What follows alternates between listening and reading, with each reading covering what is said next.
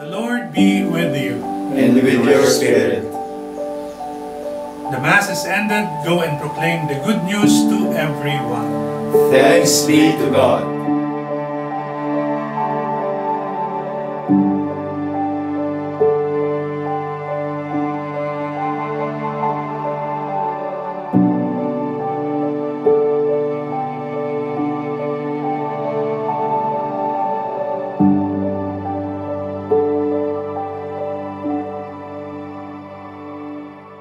Noong unang makilala ko si Don Bosco, ako ay walang pangarap. Subalit nung makilala ko si Don Bosco, nangarap ako na sumunod sa kanya bilang isang Salesiano. Hindi ko pa nga alam yung salitang Salesiano dati. Basta ang alam ko lang, ako ay tutulong sa kabataan na pinaglilingkuran ni Don Bosco.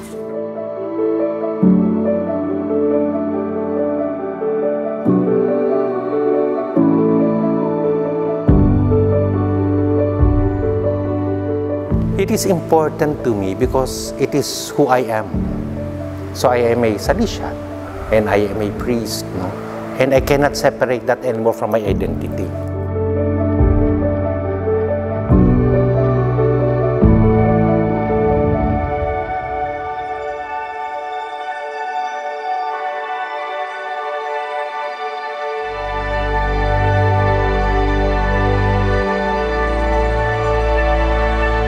Katangian na meron mga Salesiano is yung pagiging malapit nila sa mga kabataan.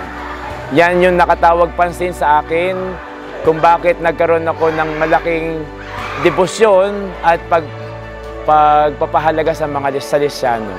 Dahil hindi sila natatakot lumapit sa mga kabataan. They just love the young people.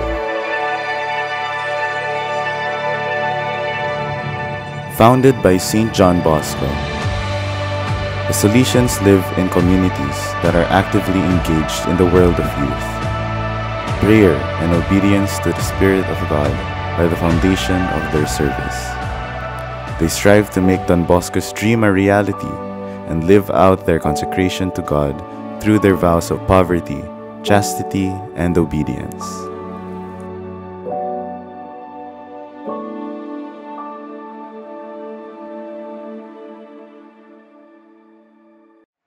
Ang pangarap ko talaga sa buhay ay makapagtrabaho, matulungan yung pamilya ko. Pero when I encounter Don Bosco, pinakita sa akin ni Don Bosco na may mas malaking pangarap pala ako para sa buhay ko at para sa kanila at sa mga kabataang mga kasama ko.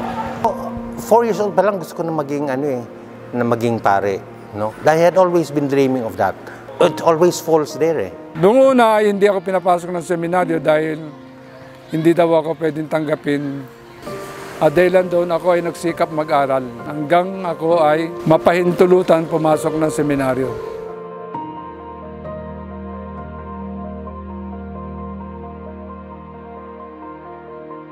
I am Father Arnold. Ako si Brother Henry.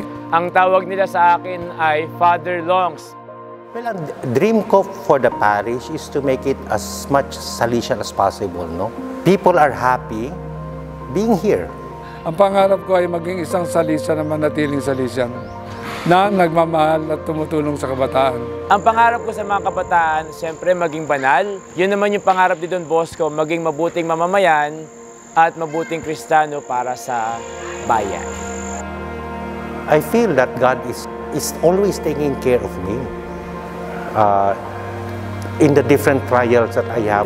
Ang isa po sa pinaka-memorable experience ko sa Salesian is when somebody approached me at sinabi niya na gusto niya pang makasama ang mga Salesiano. The Salesians' presence here touched their lives. Alam mo, ang galing eh. Natagpuan ko kung paano yung gusto ko ay nagtagpo ng pangarap niya para sa akin. Wala ka talagang talo pag nasa Diyos ang tiwala mo dahil hindi ka niya iiwan. Sa bukasyon na pinili ko, kasama ko siya at hindi mawawala ang aking rosaryo. Salesian life, hard, happy, and holy. Salesian life, hard, happy, and holy. Salesian life, hard, happy, holy!